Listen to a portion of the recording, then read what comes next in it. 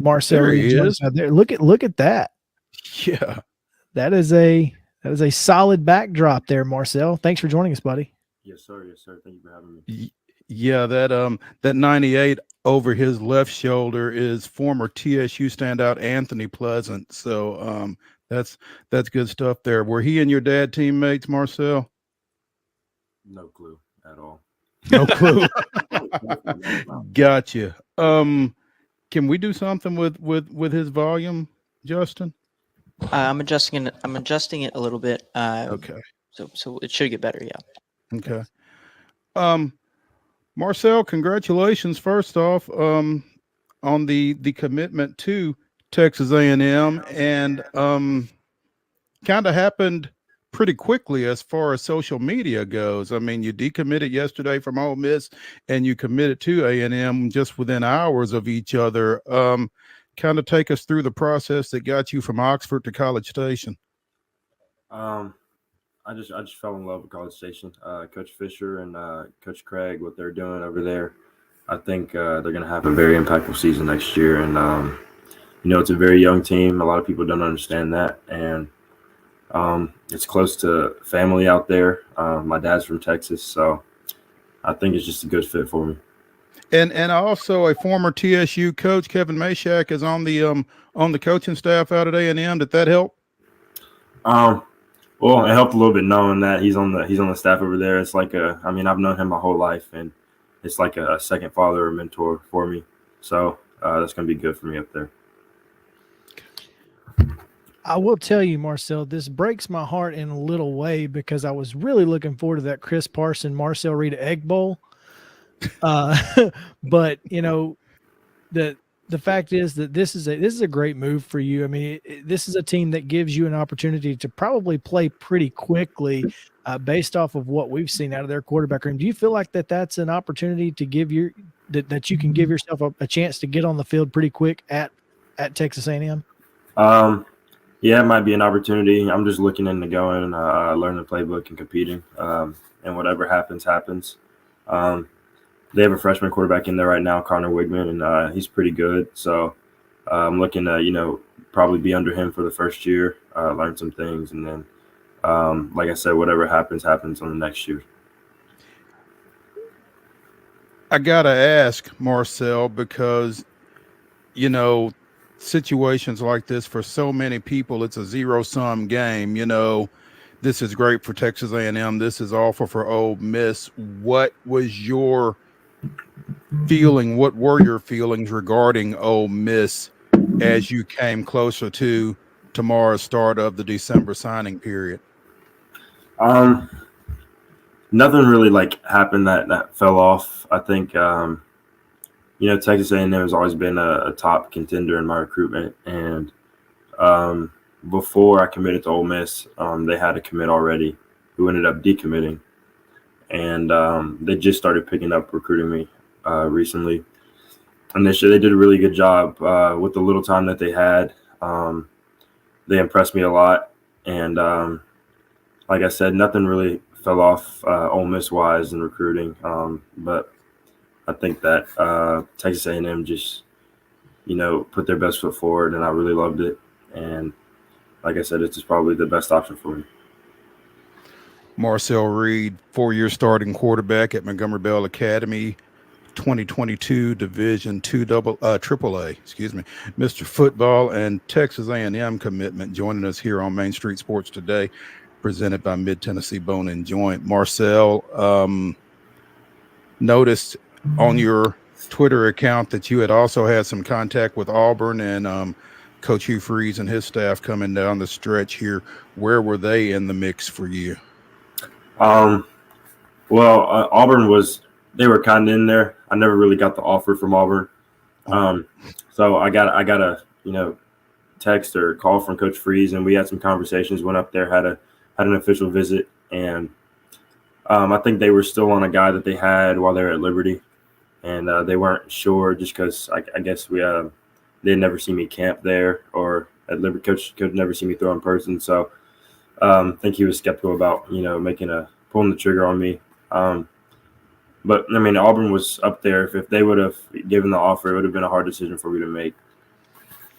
Well, and ironically, recruited by former Auburn quarterback Damian Craig, who is the wide receivers coach at Texas A&M. So that had to be a fun trip or a fun recruiting visit with a guy like him, who's played in the SEC and probably gives you plenty of knowledge as to what goes into having, to be a quarterback in this league. Yes, sir. Yes, sir. He's he talked to me about Auburn also when I was up there. I mean, he knows about it. He's played there, and he's like, man, if you go there, you got records to break. I'm not talking about Cam Newton, not talking about any other quarterback. My records, I got the records up there. I was like, yeah, it's going to be pretty hard to do, but I felt comfortable making the decision going to A&M just to be under his wing. Marcel, Chris kind of spoke to it a little bit. Pretty tumultuous season this past year out at A&M, and Jimbo Fisher caught a lot of heat from a lot of different directions this past season. I mean, what impact did the 2022 season have on you in making your decision? Didn't have too much of an impact. A lot of people don't understand, like I said, that it's a young team, and many of their games were very close to some really good teams. I mean, the SEC is hard to play in no matter what. You saw a lot of teams this year that you would expect to have really good records that were, down and up. So, I mean, you can't really make that argument in my opinion. And I think that 2022 class is great, and they're going to improve. They're going to get bigger, stronger, and better. And then adding this 2023 class is going to make that team even better. And, I mean, it just comes down to, executing, finishing. Coach Fisher said that a lot. And, they showed late in the season against LSU how to finish. They had a really good game against them. So didn't really play too much in my recruitment. I'm really worried about, my development and the team's success. Obviously, when I get there, I can't really control what happened in the season before. So it's just about, me going in, doing my job, and trying to get the team some wins, and just, learning from Coach Fisher and Coach Craig, and, being a student of the game. Marcel, how do you feel like 4 years starting at MBA, starting for Marty Uverard, playing in the ultra competitive Division II AAA in this state? How do you feel like that prepares you for going to Texas A&M and competing in that quarterback room? I think it prepares me a lot. I think I've, grown a lot as a player. I was blessed enough to be a freshman that was playing on the field, just growing through experience and learning the game and the speed of the game, trying to catch up with it. It's helped a lot. And I think it's also helped just because, that league that we're in, I'm not going to compare it to the SEC, but it's a lot like it, just team wise, you never know what can happen. Every team is good. There can be a win, there can be a loss. It's going to be a fight every week, and that's what I'm going to expect when I get into college too. So I think Coach Uverard has done a great job with me since my freshman year, and I'm really appreciative for him. I think that high school football has done me well, and I'm just ready to, start this next journey. I remember when you were a baseball guy, you're still a basketball guy as well. How obviously you can't argue with the decision, but how did you come to the decision to focus on football? It was honestly about time. I mean, I just don't think I had the time to, play basketball and baseball in the summer. I mean, I really love football, just being with my guys in the summer on, some morning workouts, and then playing that fall season with them. I enjoyed it a lot. So I think I had to put baseball and basketball aside just to make time for football. And it was a good choice for me, honestly. It paid off. So just happy I made it. Marcel, one quick question here. Just, what when you look back at the coaching history of Jimbo Fisher, he's coached the national championship winner, the Heisman Trophy winner, Jameis Winston, and he's had a lot of great quarterbacks over the years. His experience in coaching some of the biggest quarterbacks in the history of the game, college football wise, how much of an impact did that have on, you wanting to go and, be a part of what he has going versus Lane Kiffin, who has also been a kind of a quarterback whisperer of sorts? It played a big part in it. That's really what, turned the tables for me. I was impressed on his record of quarterbacks and, what he's done, his development. The yards passing they've had, the draft picks, having a lot of first rounders. I think that shows a lot about coach and what he can do to develop a quarterback. And I was just really intrigued by that. I was very impressed by it. And that's one thing that really led me to make that decision. Well, I'm looking forward to seeing you in the SEC. I think it's going to be, and certainly glad that you're going to be as far away from Tennessee as possible, because we certainly don't want to see you too many times over the years, and maybe we'll see you in Atlanta a couple times. But here's the great thing about this: the wardrobe doesn't have to change a whole lot. That's right. Not really. Yep. Happy about that one. Yeah, the color scheme is solid. You just keep wearing the same gear, man. That's awesome. Same pattern. Well, Marcel, I don't have anything else. Mo, if you've got anything, feel free. No, we're going to let him go on because he's got a basketball game to get ready for, making his season. Who are y'all playing tonight, Marcel? Who do y'all play tonight? We're playing Christian County. I think a team out of Kentucky. They are, yes. We're in a Riverdale Classic, I think. Okay. Gotcha. Yes, sir. Well, we had two games on the schedule, and we didn't know which one was actually the right one. So now we know, Mo. Yes, we do. Thanks for clearing that up for us, Marcel. Of course. We appreciate it. We appreciate your time. Good luck tonight. And tell Kevin Anglin and Ron McMahon I said hey.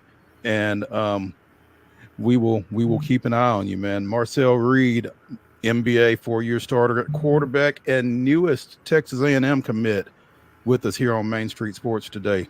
Thanks, Marcel. Thank you guys for having me.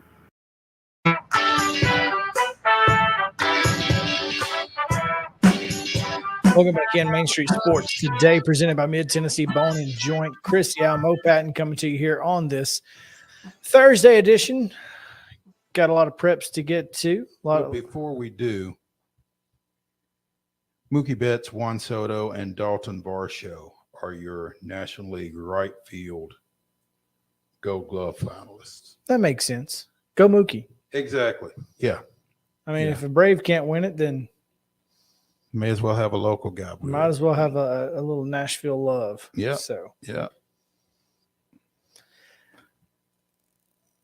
So I'm trying to learn about the process of classification, and I know I've been through this once already, kind of. But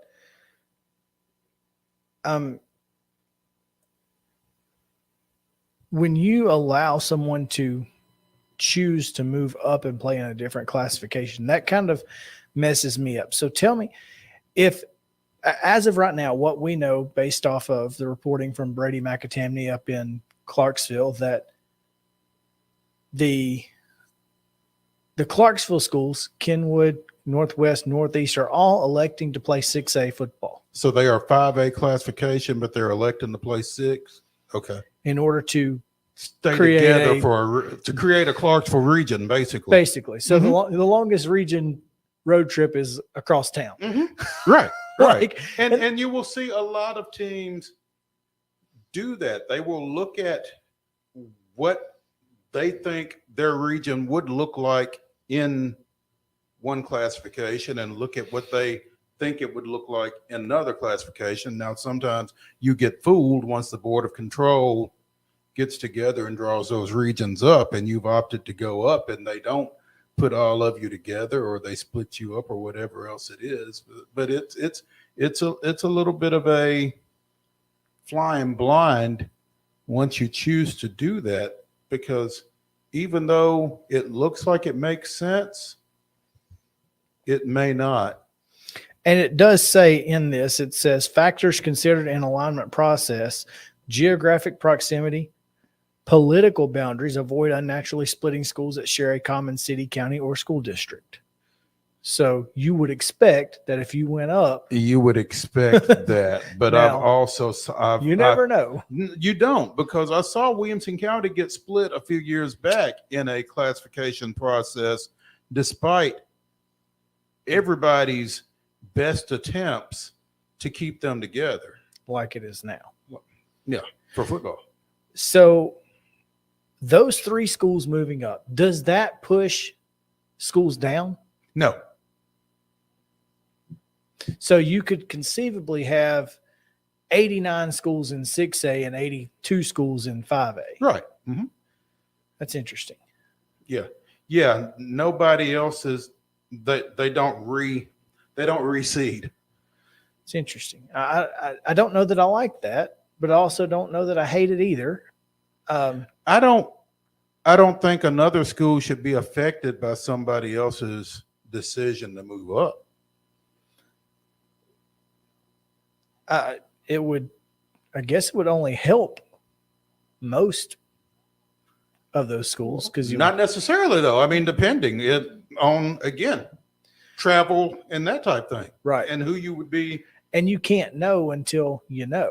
Exactly. You can't know that there's going to be 14, say there's 5 teams move up. You don't know that. If you're one of the bottom 5 schools, you might want to be in that classification. And so nobody will move down. It won't push anybody down. No, nobody will move down.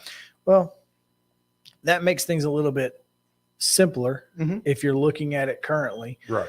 It looks like in football, the only, and I've not really dove into and digested this on a large scale, but in our coverage area here for Main Street Murray, the only team that will be in a different classification going forward is Richland.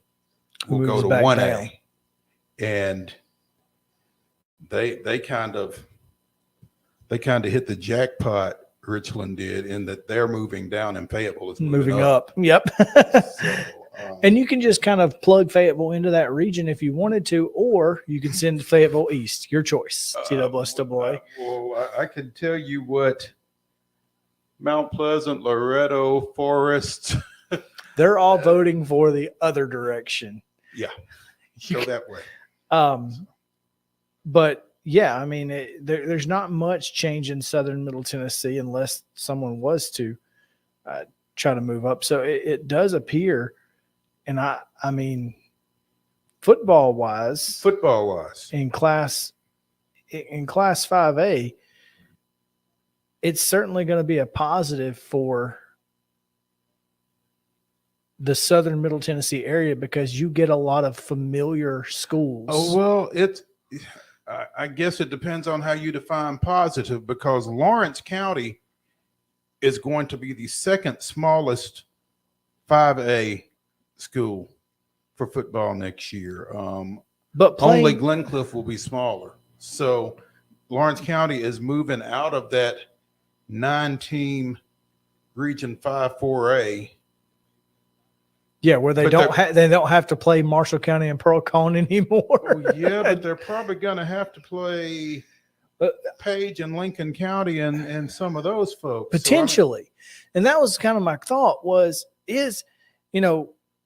if you do Middle Tennessee, are you going to have one 8-team region and one 9-team region? Because there's 17 Middle Tennessee schools by my count.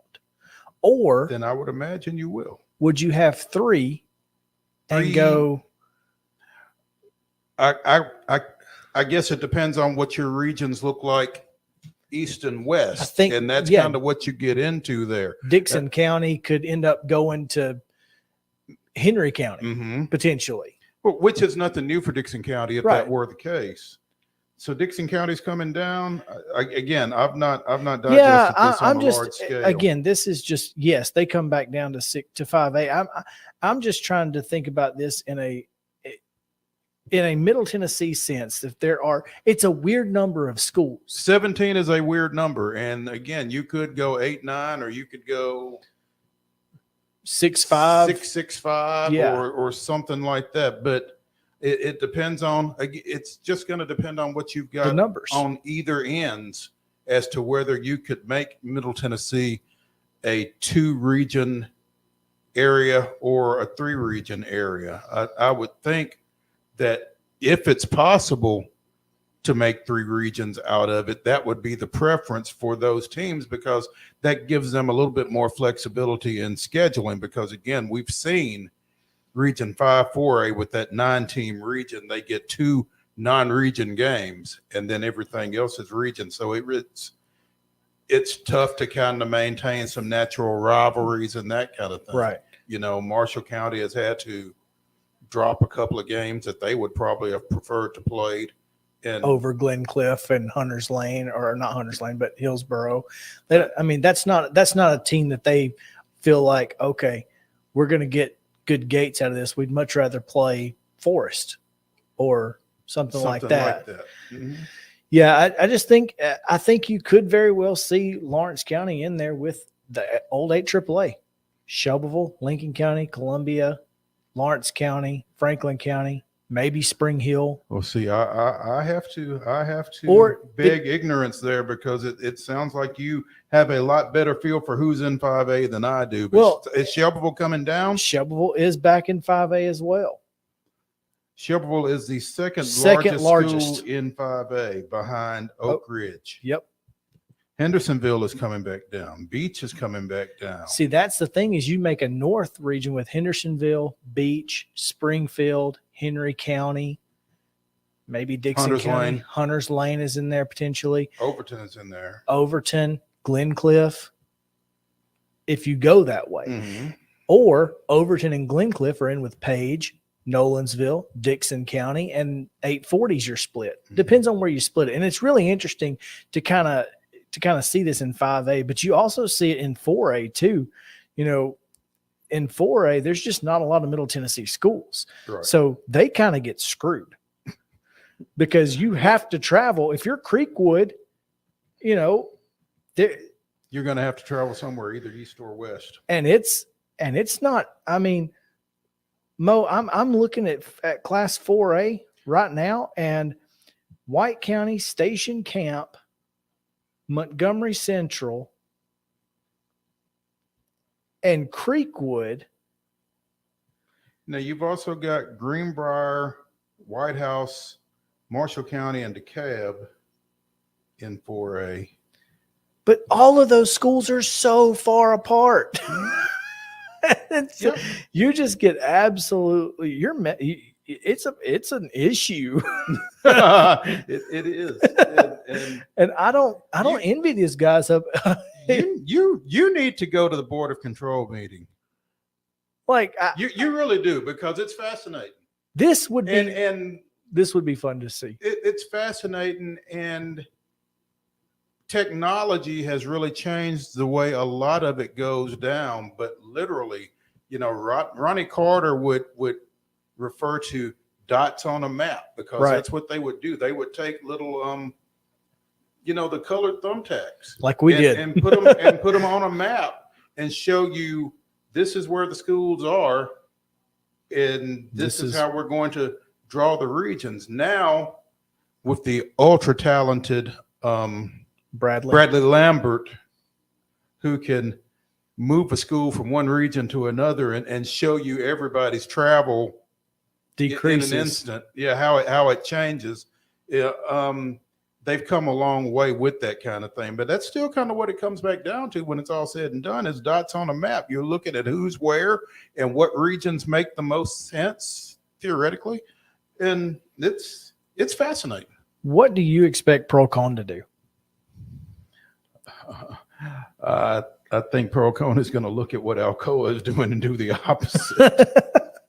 Well, and that's a part of it too, because Procon would be a 3A school, but potentially go up to 4A, Mm-hmm. and they at least add somebody to that 4A mix in Middle Tennessee, Mm-hmm. but they still end up in this travel situation that is almost impossible to deal with.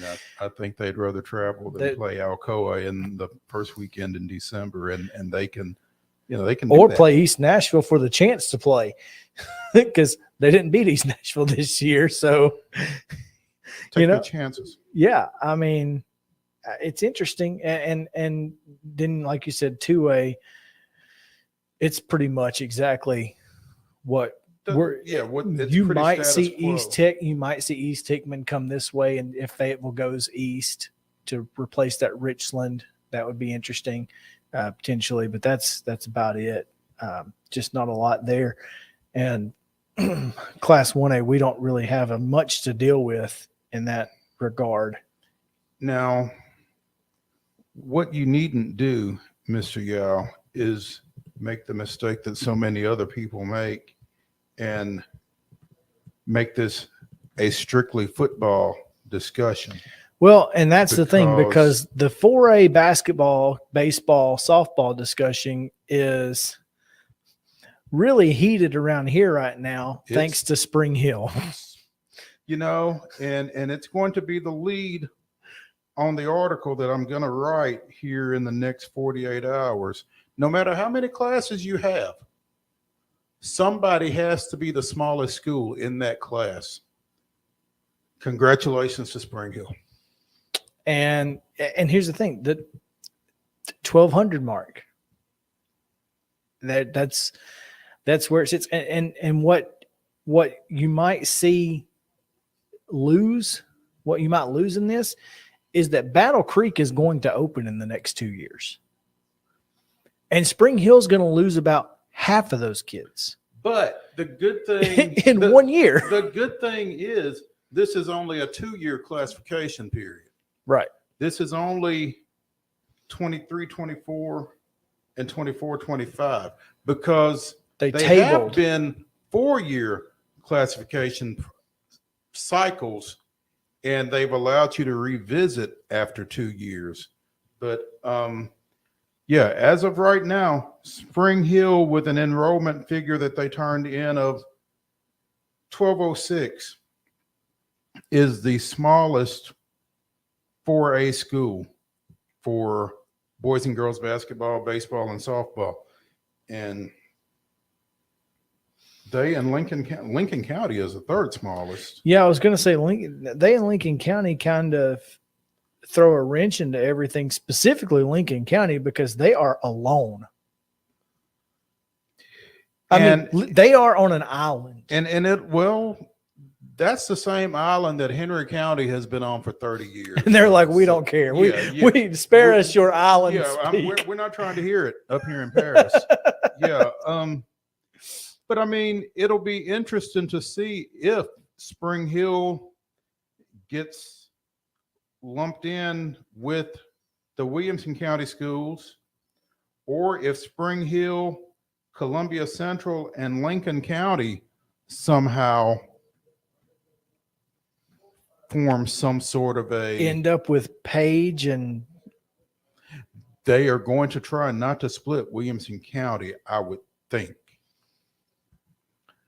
But you could go Dixon County, Columbia Central, Spring Hill, Lincoln County. God, that trip from Dixon County to Lincoln County, you have to leave the day before. Get a hotel. Seriously, I know. And it's unfortunate that's. But I mean, so you let can't me ask fix you this. geography. The schools are where they are. You can, though. You can manipulate it with the number of classifications. They've already added a 4th class. What do you want to do? Take it away, as they should. Because there shouldn't be 4 classes.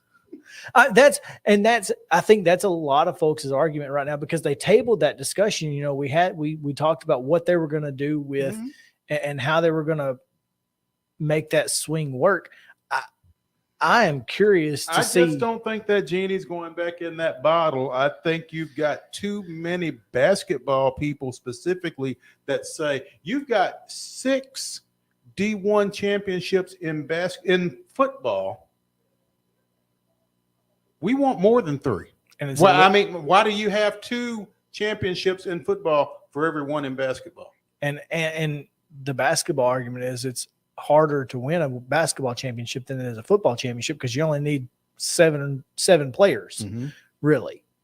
and so I get that. Look, the problem is making it about basketball and not thinking about the geography of the situation. And where the geography particularly comes into the situation for basketball, baseball, and softball is you got midweek travel. That's the thing. With school the next day. Dixon County can't go, or vice versa, to Lincoln County, and I mean Lincoln and then County's get up and go to class on Wednesday. Lincoln County's going to have to go across the mountain. They're going to have to go east in that particular situation. I mean, it's interesting, but here's the thing: is there's not really much you can do, except for if you do the small 1A, the small 4A, huge 2A, 3A. That's how you manipulate it. And I think when they get there on Tuesday or whenever they have this meeting, then they'll come out with they'll announce the regions and alignments in November, the second week of November. That will kind of help make the decision for some of these folks as to what to do with Class 1A and Class 4A. Mm-hmm. And if 4A doesn't go back in the bottle, which and I agree with you, it's not going to, I still think the better option is to decrease the number of schools. Yep, go unbalanced in 1 and 4 and make 2 and 3 similar sized with more schools. So there you go. That board of control meeting is the Thursday before Thanksgiving. It is November 17th. Of course, I won't be there. No, Jeez. you won't be there. You'll be a little busy then. But that's unfortunate. It'll be standing room only. And there's going to be some noise.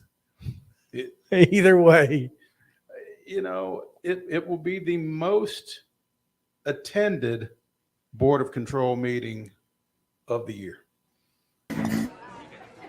You've been putting back a few, and a few becomes a few too many. For a moment, you think about calling for a ride. Nah, you live nearby. What's the worst that can happen? You get pulled over, your insurance goes up, you lose your license, you total your car, you kill someone.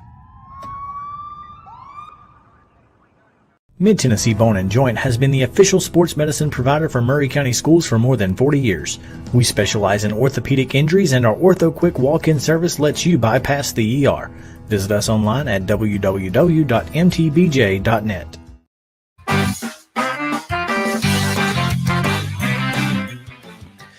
Welcome back in Main Street Sports Today, presented by Mid-Tennessee Bone & Joint. We go now to the guest line where we have TSSAA Executive Director Mark Reeves joining us here. Mark, thanks for taking some time with us. Hey, good afternoon, guys. Glad to be here. Glad to have you. How did your convention go this week out at the Gaylord Opryland? Did you get lost? Well, actually, unfortunately, I was only able to get by there on Friday. We had a number of members of our staff that helped do some housekeeping and prep work in preparation for that conference. But it was the folks, our Tennessee Interscholastic Athletic Administrators Association is doing the heavy lifting for that group with all the national conference, national athletic directors. So I was planning on going, and to be quite honest with you, I had a kid that was injured in a wrestling tournament on Saturday, and that kind of altered my plans for the weekend and the first part of the week. Well, before we go any further, remind me your son's name. His name's Connor. And he's a sophomore this time? That's correct. Yep. What's he wrestling? 132. What did he hurt? Hurt his head. He took a shot to the head, and he's got a concussion, and he's gonna be a little while. He's in that gradual protocol coming back. Still has some symptoms, so maybe after Christmas before he sees action at earliest. Hate to hear that. Yeah. We wish Connor the best, obviously, and wish mom and dad the best as well. That's no fun watching your kid get hurt. Yeah, well, I appreciate that, Maurice. Thank you. Yeah. When we initially endeavored to get you on, Mark, it was right in the aftermath of potentially one of the biggest rule changes in TSSAA history, I would imagine. The adjustments to the amateur rule, as we are referring to it, in this last week. What's the feedback been like for you guys on that action? Well, it's garnered a lot of attention. When you say one of the biggest changes, I think the connotations that go with the acronym NIL create a lot of misunderstandings. And when you dive deep into what the change actually does it open the door for name, image, likeness? Yes. Is that the primary reason why the change was proposed? Absolutely not. There were some adjustments that we made that really came through some scenarios that could impact athlete eligibility that we did not feel like were in alignment with what the membership would want and how they would like to see the amateur rule interpreted. One of those included a name, image, likeness scenario that did not involve any mentioning of a school, and it was certainly not a big money deal. It was a student athlete who had created a profile on social media, not referencing the school at all, but there was a link to a merchandise platform where she was getting a cut on some of that merchandise that was being sold potentially, and we're talking about a couple $100 over the course of several months potentially had this move forward. So those kind of opportunities, as we all know, in the world of social media are everywhere and only going to be increasing. And what we saw across the country was a trend where about 20 states had adopted language that would allow for situations such as the one that I just described to be legal. And we felt like it was worth at least putting to the membership as to what would they think in that situation. And the other piece of the puzzle has been that the way the amateur rule was written, it forbids student athletes from giving instructional lessons and getting paid for it. So if you got if my son Connor wanted to give some wrestling lessons to a 5-6-year-old kid, for $10 an hour, the way the rule was written previously, that would not have been permissible. And so using those two examples, when we went to the membership, we said, okay, how would you like this to play out and be interpreted? And they were overwhelmingly in favor of letting those two examples be permissible. Well, with that comes the quote NIL, the big money perception, the reality that you could have, a high-profile athlete in Tennessee that signs a deal that does garner significant money. So that's kind of getting you in the weeds of the background of where the change came from. Is it a big change? Yeah, it's a big change because of the attention that it's getting. But when you talk to the 20 other states who have already opened that door, what we have found is it's a big splash early, and then they're not dealing with a whole lot. There's not a lot of these high school kids that are signing these deals, although there are some.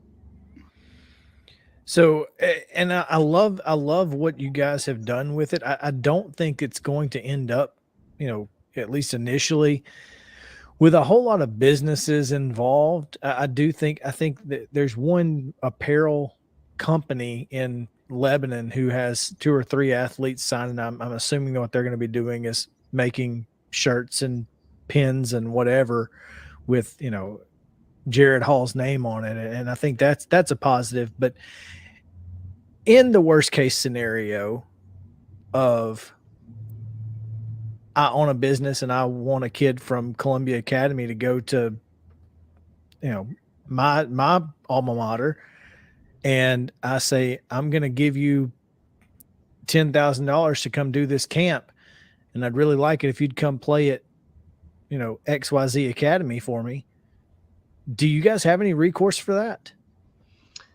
Well, it depends on whether or not that individual could be, affiliated or associated directly or indirectly with the school itself. You've got hypotheticals that you can throw out there that don't necessarily involve direct exchange of money that could very well be happening, and there are allegations of such, and there are investigations that have occurred for individuals who are trying to find ways in which to get kids at his or her preferred school. For example, I'm a landlord that owns a ton of property, and you know what, I've got a little rental house over here that's in our neck of the woods, and you know what, you make your way over to XYZ school, and we'll make sure you got a place to live. Those opportunities for what I think most of our membership would say is awful are out there, and we're already dealing with some of those on a regular basis. Could this lead to something like that? Yeah. And then the charge or the directive, and what becomes very difficult is, are you able to connect? Is there a reason to connect or that particular activity to the school directly or indirectly?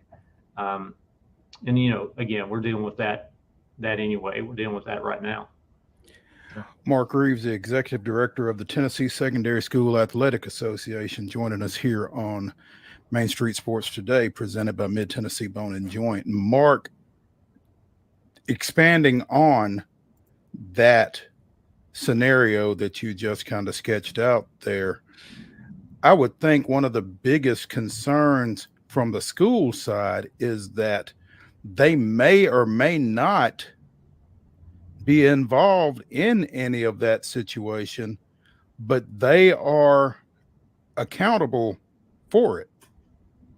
I mean, they are the ones that would be penalized if there was some type of discrepancy involved there. Is that right? I mean, because they're the only ones that the TSSAA is governing. True. However, I think when you go back into the weeds of where this proposal originated and where the rule was before, they were accountable for a whole lot more than they are now.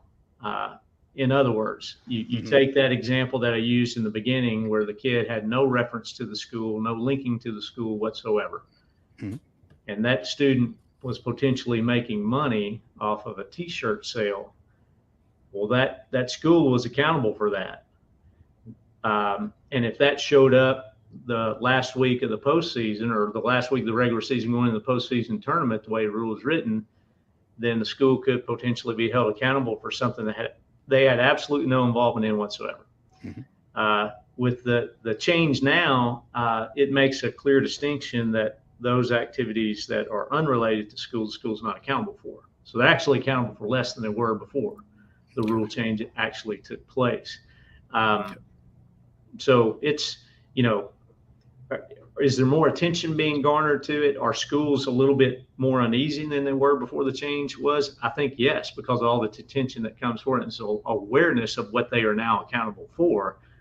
They were actually accountable for a lot more before the change, but because there's so much discussion around it, there is some anxiety there. And that's one of the things we're trying to do, is tamper down that anxiety and inform our schools with information so that they understand exactly, what this is.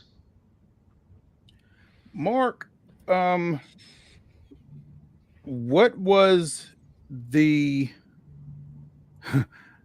rush, I guess, for lack of a better word, to make this immediately a thing, as opposed to at the beginning of the 23-24 school year? So, it could have gone either way. There's probably some that wish, with all the attention that's garnered and the rush to get good information out from our member schools, or some ADs probably wish that would have been the case. Now, the discussion that led to the immediate approval was more so along the lines of, we wanted to quickly get control of what the parameters would be in this rule before those opportunities for us to control it were taken away from us by outside entities.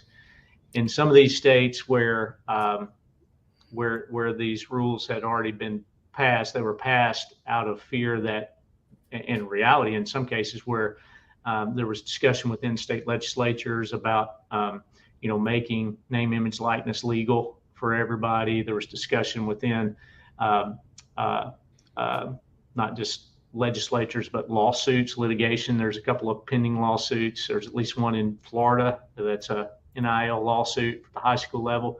So, if there was a court decision that were to come between now and the end of the school year that set precedent that might allow or might set a precedent where schools could be involved in NIL, then we'd be at a loss if our rule contradicted it. So some of the rush came from the membership wanting to make sure that we could write the rule, we could control the rule, and then if the rule needed to be tweaked, we got a rule in place, and we have the power and authority to amend it as needed. Do you see amendments coming? I don't know. That'd be an interesting question. I think there are a couple things. For example, we talked about this today in House. I think it's worth bringing up to our legislative council. If you do have a violation, if you have a violation now for a student who violates the independent game participation rules, if they play in a club soccer match during the school season, after the school season has started, the council made an adjustment a few years ago where that student becomes immediately ineligible for the rest of the year, but you don't go back and forfeit games that they would have participated in as an ineligible player. Well, I think there's a lot of merit to at least talking about that same concept if you have a violation of the amateur rule, where once the violation is discovered, then would it be the membership's wish to treat that like an independent game violation where you don't go back and forfeit games that they would have participated in as an ineligible player for violating the amateur rule? You just make them ineligible moving forward. I don't know which way they would lean on that, but that's an example of something that we could discuss and potentially amend if that were the desire of the legislative council. It's really interesting, and there's a lot of interesting stuff that's going to come out of this. And the one thought that I had a couple of days ago was that, Bernard Childers probably heard NIL, chuckled, and went back to sleep. You're probably right. He getting out while the getting's good as far as this thing went, I would imagine. But I talked to him last week, and we did not discuss, this being on the agenda. I've talked to him a number of times. Thankfully, he still answers his phone. But I look forward to the first time I talk with him after this, just to hear his thoughts. That is exactly what he did. He said, "Well, guess I'll go play with these grandbabies." That's yeah. Not my problem. Couldn't be me. Yeah. Mark, other than this, what's up with lacrosse? Oh, okay. Well, it's a continuing conversation. I'm going to tell you, Maurice, and this is probably a true statement. I don't think that there has been as many factors that have gone into the decision for adding a sport than what we've dealt with girls lacrosse, boys lacrosse. And that's not a negative statement that I'm making here in any form or fashion. The discussion has been rich. We've all learned a lot, but it's a complicated issue when you start talking about how that decision is made by one governing body, legislative council, and how some of the ramifications that would come down in the lacrosse world are under the operations of the season, which fall under the Board of Control's purview. Mm-hmm. And so meshing all that together is kind of difficult because those entities don't meet together. Those discussions are not had at the same time. So that's been one of the things that's kind of complex. And for example, what I mean by that is, you take girls lacrosse now and the way that they conduct their postseason. Well, how you conduct your postseason and classify and eliminate and get to a championship is under the Board of Control's direction, not the Legislative Council's direction. And what the girls lacrosse community does now is not consistent at all with what we do in all other sports. So you got to have that conversation with the board.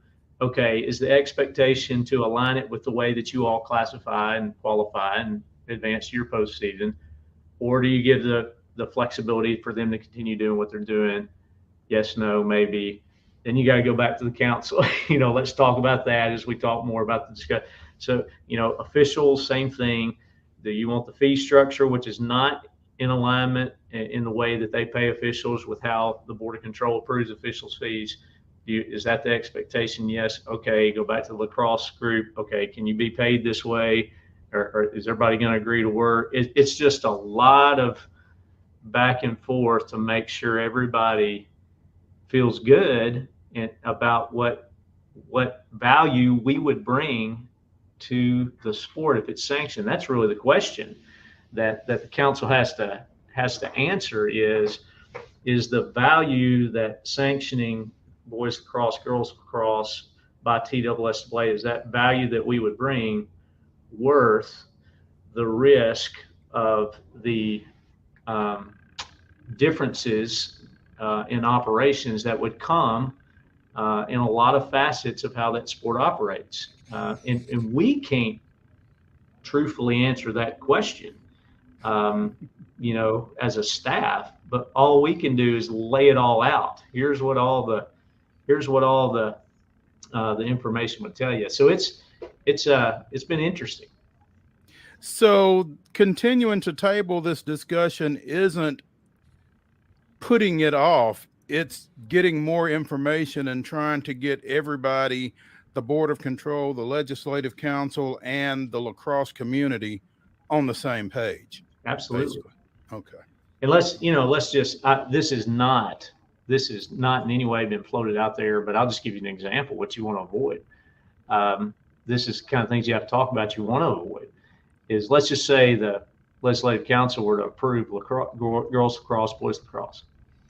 And with that comes an expectation that your fee structure and the way you pay officials have to be like the board would say they have to be. And then you go back and now all of a sudden, all the girls lacrosse, boys lacrosse officials say, I'm not working under those conditions. Like, and we've approved the sanctioning, but they're not going to agree to work, and they haven't said that. I'm just throwing out, those are the kind of hypotheticals that you got to talk through. You got to talk through the fact that a lot of these school coaches are coaching kids in the off season during a time where if they come under our purview, then they would not be allowed to coach them. Well, they might be making some money doing that, coaching them in a club, setting in the off season, and the money that they might lose by not coaching that club may not be worth them continuing to coach at the school side. So the schools have to, I might lose my lacrosse coach at this sanction, so they're going to keep coaching club because they can make more money, over there. So sure. That's probably a reality at a few places, not all, but those are the kind of things that the council has to sort through, talk with their constituents, those schools that have the sport already that would be impacted. Those are the kind of things that they have to talk through and consider. So it's not us dragging the feet. This is complicated. Sounds like. Mark Reeves, Executive Director of the TSSAA, joining us here on Main Street Sports today. Chris? It's time to bid adieu to Mark, and we appreciate your time, man. Looking forward to all that comes out over the next few legislative sessions. I know it's going to be. I know you guys are working really hard, and we appreciate the hard work that you guys do. Oh, I appreciate that. Appreciate what you guys do. Thanks for all you do for these kids and the publicity that you bring. Absolutely. Hey, on a personal note, again, my thoughts are with Connor, man. So keep him in a dark room and keep him quiet, and hopefully everything goes well for y'all. Well, he didn't have much trouble staying in a dark room and sleeping. So I wouldn't either. Yeah, exactly. Yeah, sign me up, Mark. We Yes. appreciate it, man. Yep. Thank y'all. Take care All now. right. We'll see you. All righty. All right, we'll take a break. We are we're close, but we only have 2 games to pick, so we got to get to them, and we'll get to them right after this on Main Street Sports Today, presented by Mid Tennessee Bone and Joint. Stick around.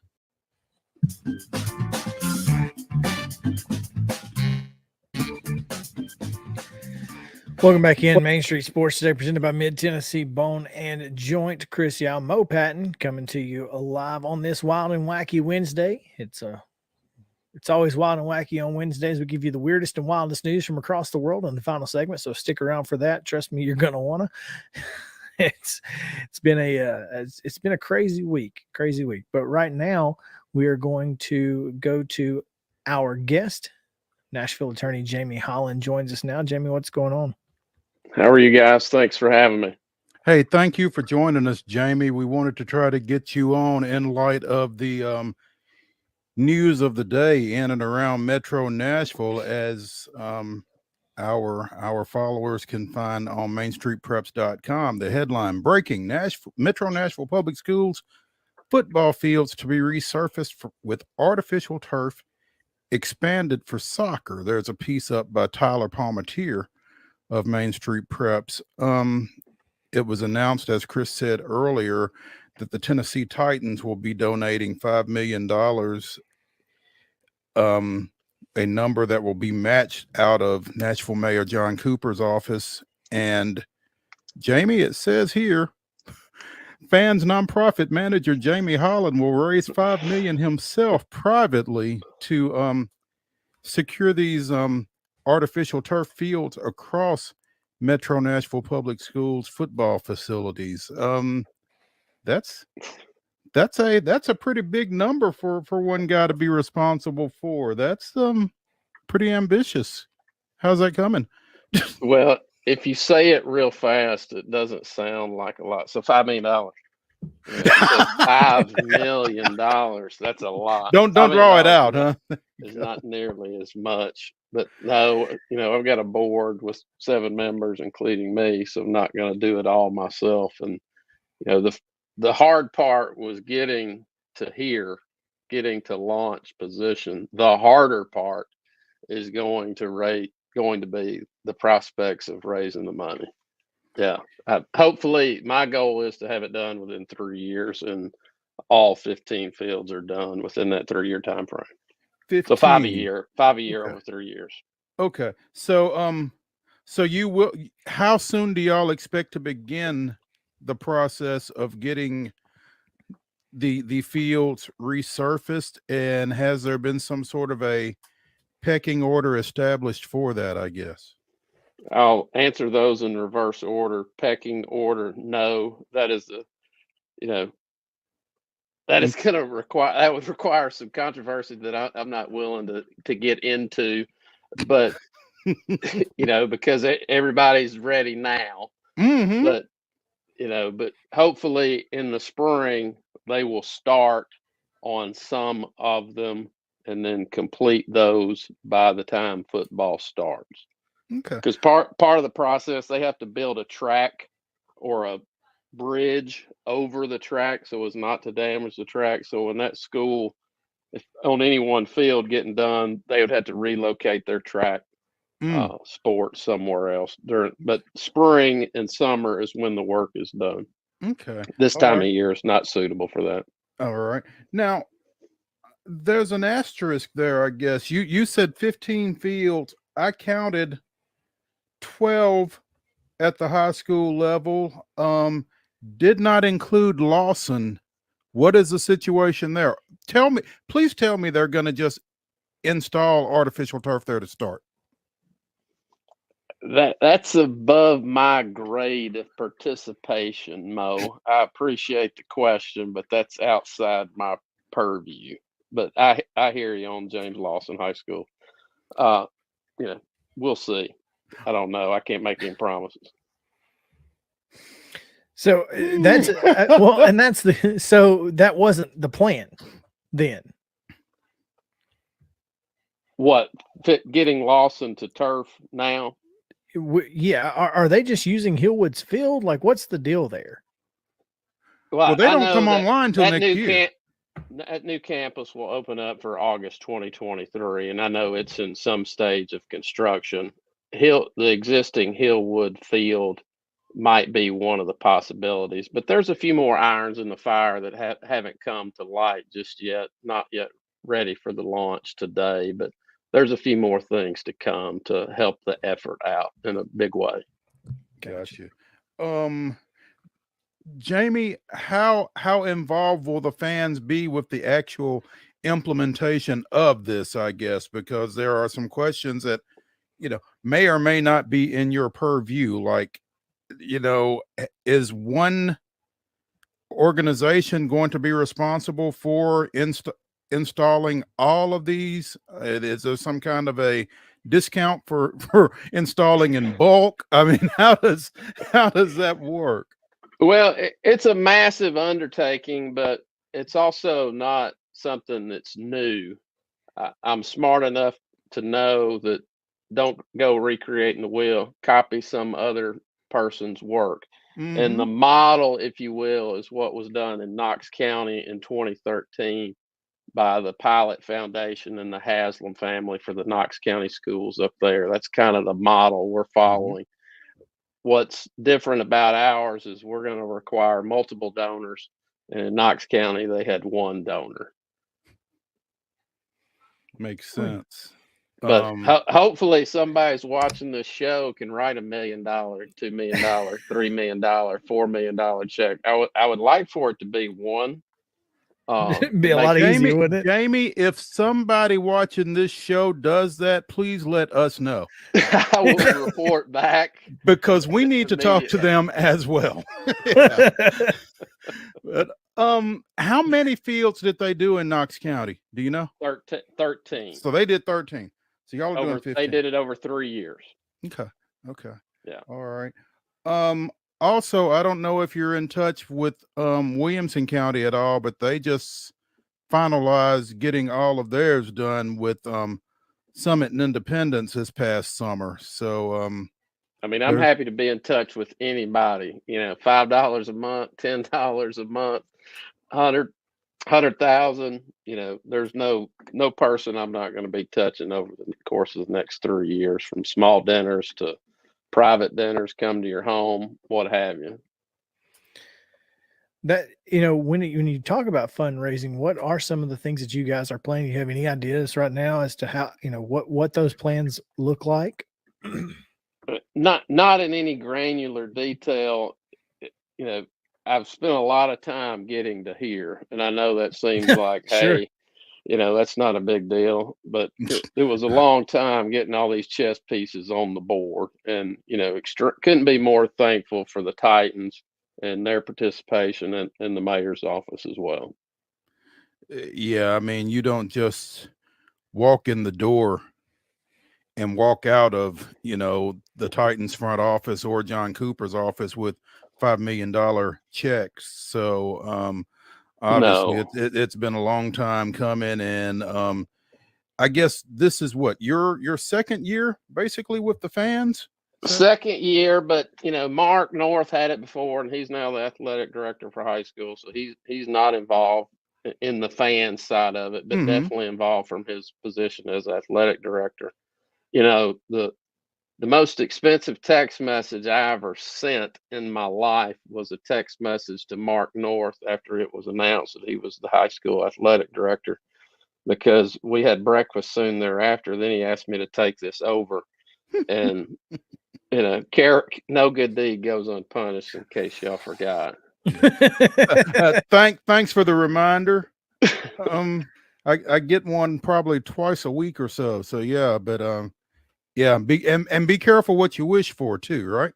Yeah, correct. And I have a very limited skill set, but this happens to be in the arena where I have some skills, and so hopefully start talking to more people and start raising the money to see it through its end. But this is also just the beginning. I mean, there's more steps along the way, more facilities improvements that are needed.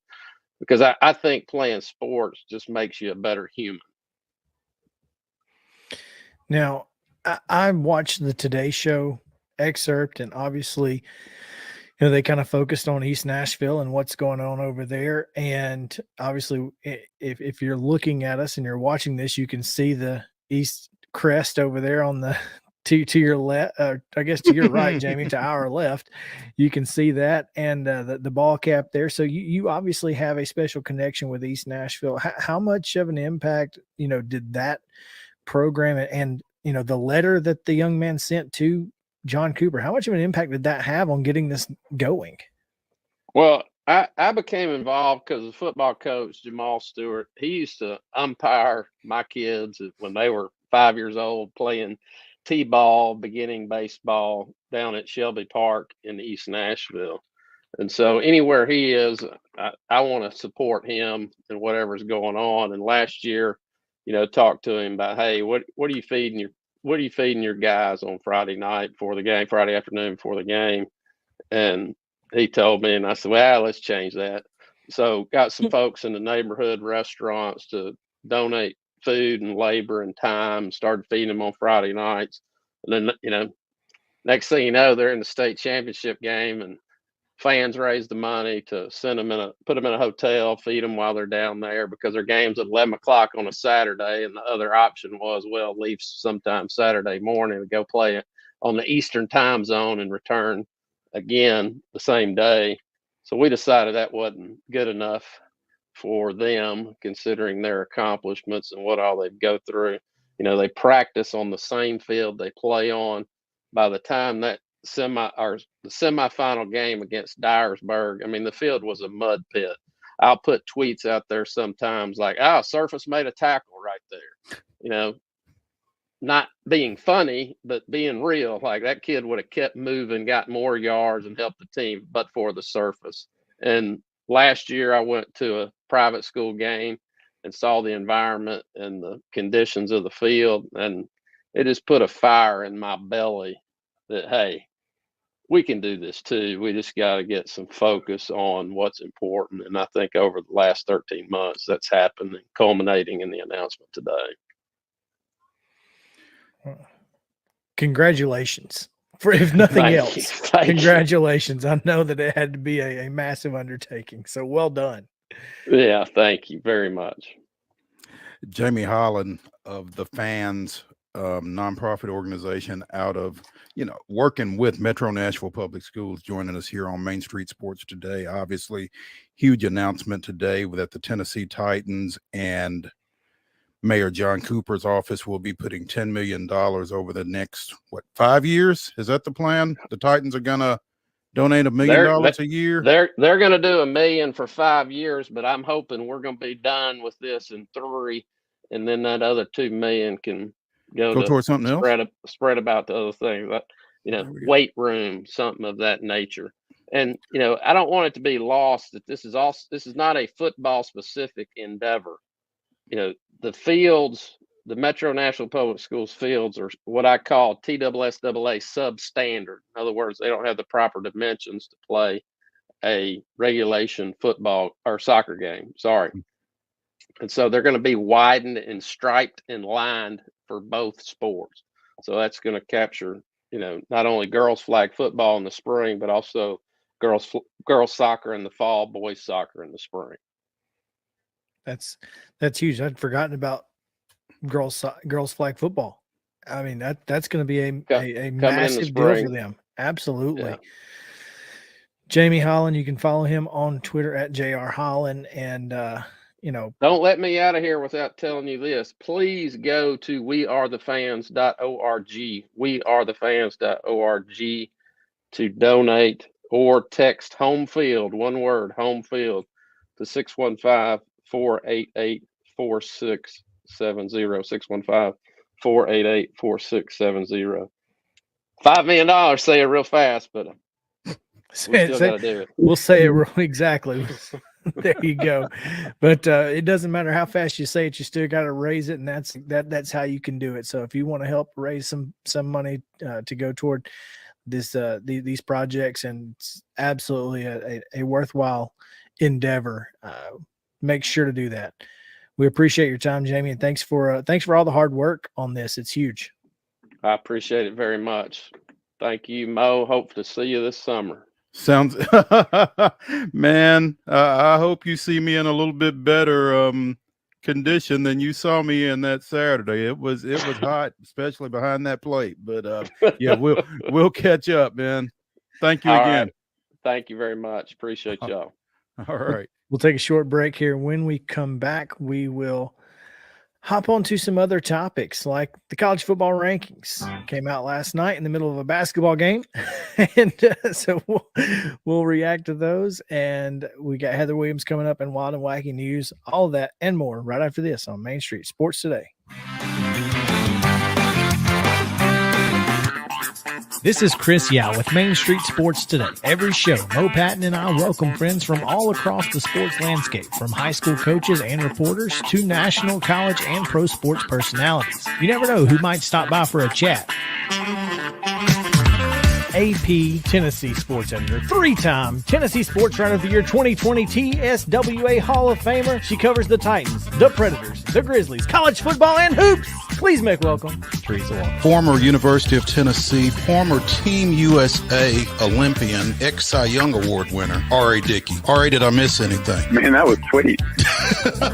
Yeah, I need to listen to that before I go to bed every night. That was nice. Has 5 sports Emmys. That's not bad for the other guy in Wham, Ryan McGee. Other guy in Wham married the best looking girl Bananarama, so other guy in Wham had a pretty good life. From preps to pros, we're taking on the sports topics you care about. Tune in across Main Street Media social platforms at 2 p.m. or on demand on your podcast distribution platform of choice. Through law, we've handled hundreds of tractor-trailer cases. My dad and I want to help. Give us a call at 615-242-9000. Mid-Tennessee Bone & Joint has been the official sports medicine provider for Maury County Schools for more than 40 years. We specialize in orthopedic injuries, and our Ortho Quick walk-in service lets you bypass the ER. Visit us online at www.mtbj.net.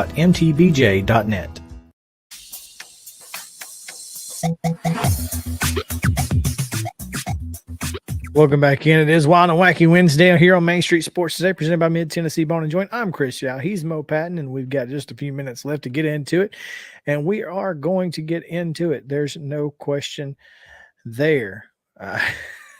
It's been a good show. Glad to be back. We've got a great show for the rest of the week. Obviously, tomorrow the Titans do play, so we'll try to hop into a little Titans talk as they take on Green Bay in a very, very cold matchup, I'm sure. No doubt. We need to mention it's even colder at your house, Mo.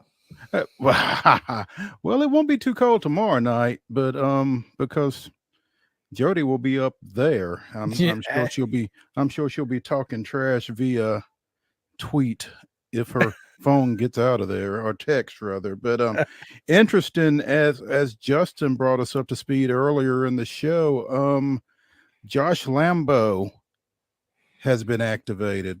Kicker Josh Lambo, who was brought in earlier this week in light of Randy Bullock's calf injury, he's been activated apparently. Chris Conley has been waived, so Lambo will be kicking at exactly. Lambo will be kicking at Lambo.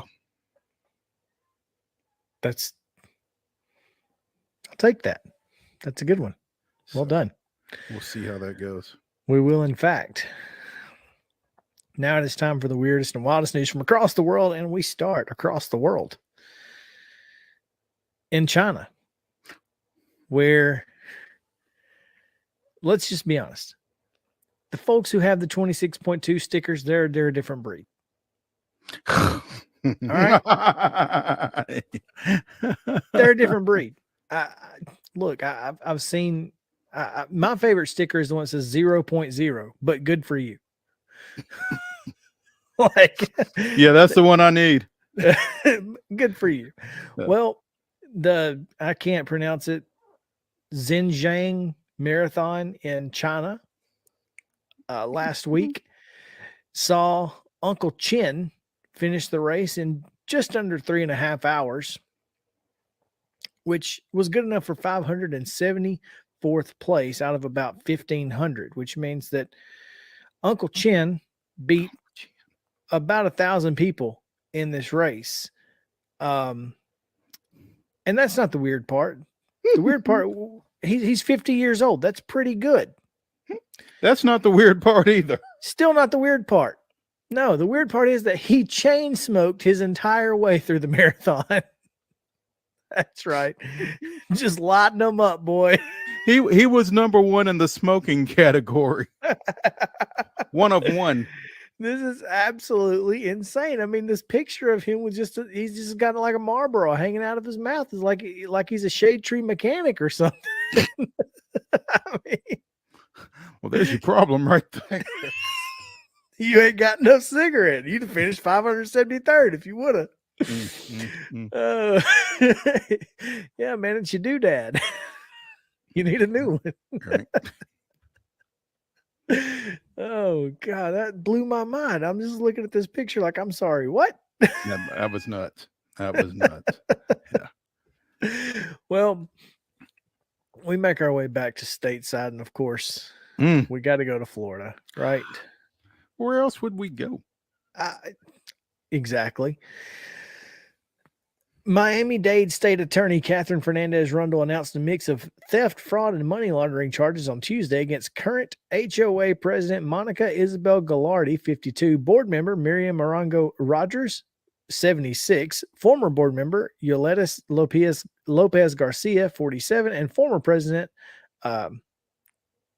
Margot Gallego, 41, and accused two companies that were paid at least $1.26 million in HOA funds. To do what? They stole $2 million of residents' money from through their HOA. What were they supposed to be doing with it? Hey, that's a great question. I'm not sure. Apparently, they were writing checks in some cases for hundreds of thousands of dollars to vendors for services that weren't actually being provided. The vendors would then return the laundered money after keeping a portion for themselves. You know, those folks that say, I'm going to send you a check for 500, you keep 100 and send me back 400. Mm-hmm. Yep. That's it. That's where we're at. This one wasn't a scam though, at least on the vendor's part. It was definitely a scam for the HOA members. Yeah. Apparently residents have been fighting for years to get rid of Gallego and the board members who support her. Residents tried to oust the board in January election when hundreds of voters standing in line were not allowed to vote because of a fake phoned in bomb threat. That's right. And so in July, they did a recall election and the board threw out 2/3 of the ballots. Good Lord. Dang. That's listen. That's insane. Not even that takes shady to another level, doesn't it? I mean, that's the fact that their HOA has an annual budget of about $3.7 million is insane.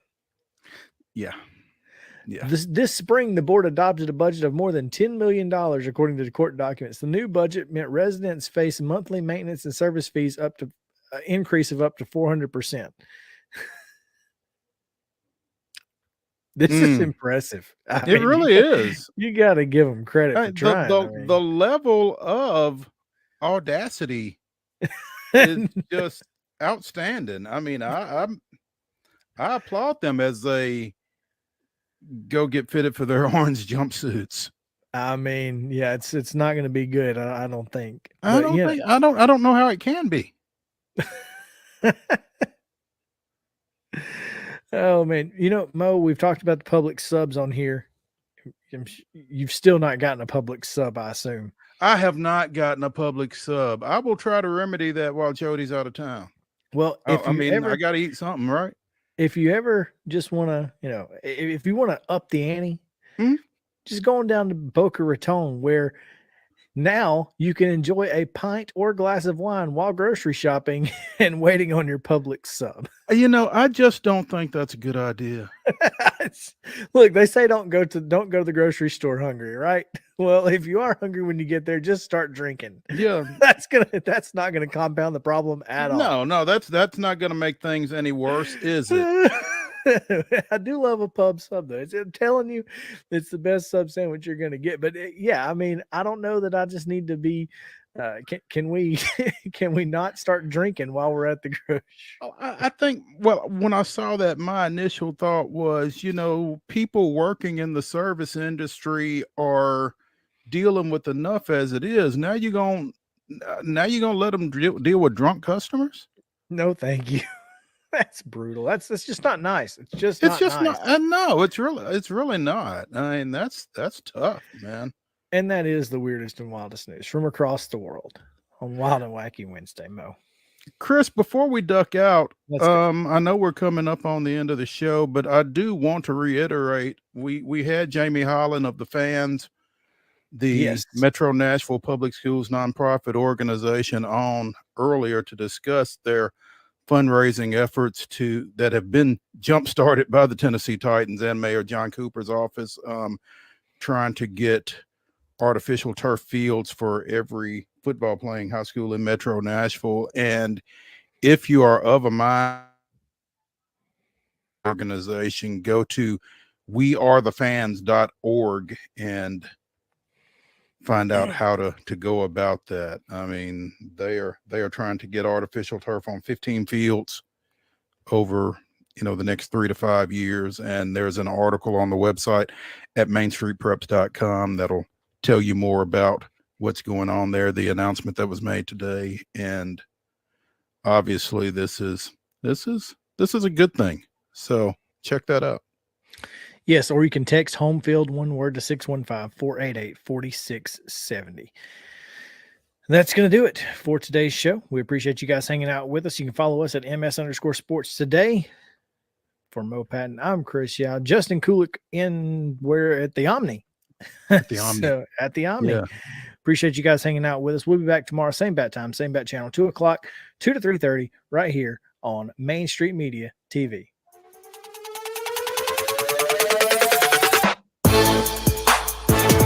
All right, we'll keep it here and get straight into Top 5 Tuesday, where we are talking stocking stuffers today. Top 5 brought to you by our friends at Mid-South 5 Fitness, Dallas Steel, and the great folks there. 2 great locations, one in Columbia, one in Franklin.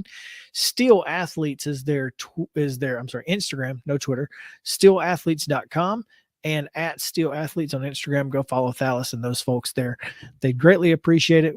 We start with me. You start. With the man himself. And I'm going to go with Reese's Peanut Butter Cups. Oh, you're going specific. Well, this one is particularly specific, but yes. All right. Does that mean who got? I guess you're next. Justin, you're next. Is that me? Okay, gotcha. All right. Okay. I got mine written down because I'm prepared. There we go. And I also have to give credit to my collab. I collabed with somebody on this one. Okay. Is that okay? Is that allowed? Sure. It's fine. Sure.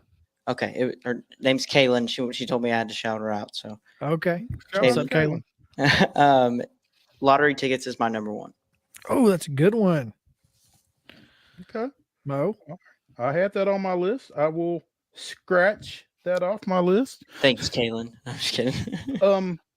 My number 1, and mine didn't come in a stocking, but they were a gift, but AirPods. Ooh. How you gonna use the gift I got you? Hey. You got him AirPods? That's such a nice gift. Well, there was a story behind it, but yeah. This guy. I'm gonna use my own gift against me. You ever seen Four Christmases? Thank you. Wow. Someone didn't read the $10 limit. Wow. No, clearly they did not. Chris, number 2. Oh man, now I'm just angry. Hold on. I'm just angry. I actually need a second. I want to go with some barbecue sauce. I love that. Going from AirPods. Next thing Mo's going to put is a Rolls Royce. It's got to fit in a stocking, dude. It's got to fit in a stocking. No, that's a good one. You're right. Yeah. And there will be barbecue sauce in my stocking this year. Compliments of Acme, Justin. Nice. That's true. I mean, I've already gifted out my sauces. My number 2 is gift cards. Yep. anything monetary. It's not fun. It's not a sexy thing, but hey, it's practical. It works. It absolutely works. My No. number 2 is event tickets.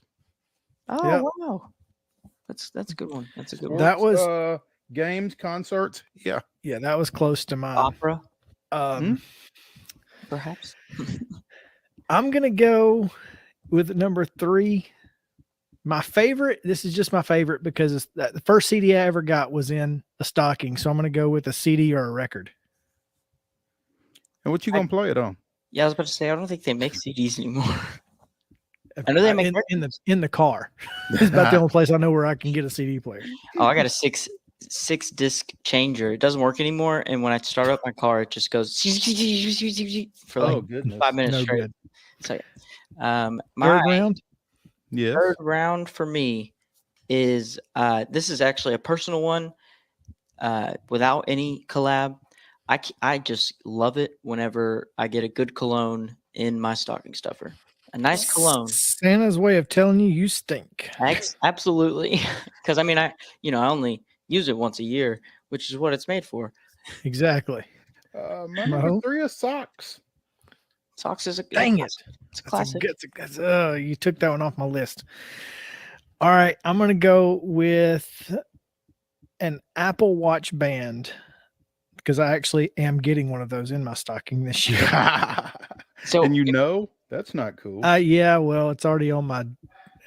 I'm just getting the 10 in the in the stocking. You're already wearing the band. The band is on my wrist. Yeah, we still have a few more days for Santa to decide if you're a good or bad boy. That's right. That's right.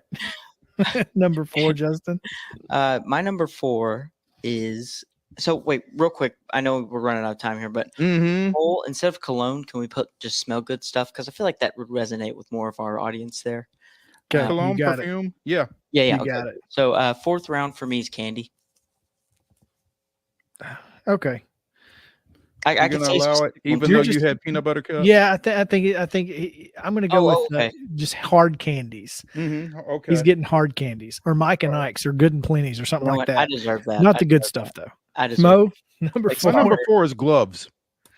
Oh, and it sounds like they're going to be in order this weekend. God, that's a good one, man. All right, my number 5, Whiskey Stones. Whiskey Stones. Now that I am of age, my number 5 is airplane shots. Yeah, we're That's a good one. That's a really good one, actually. My number 5, and I kind of cribbed this one from a list that I came across, but at my advanced age, password logbook. What is that? It's a logbook that you jot down your passwords in for stuff. No, that's practical AF. Yes. Love it. No, that's genius. Hey, I'm nothing if not practical. Hey, there it is. Love it. All right. Well, your votes. Your votes. They matter. Please vote for me. Yeah. Get out there for me. We're back tomorrow. Should be a great show. Always fun on Wednesdays, Wild and Wacky Wednesday. So come back with us tomorrow at 2:30.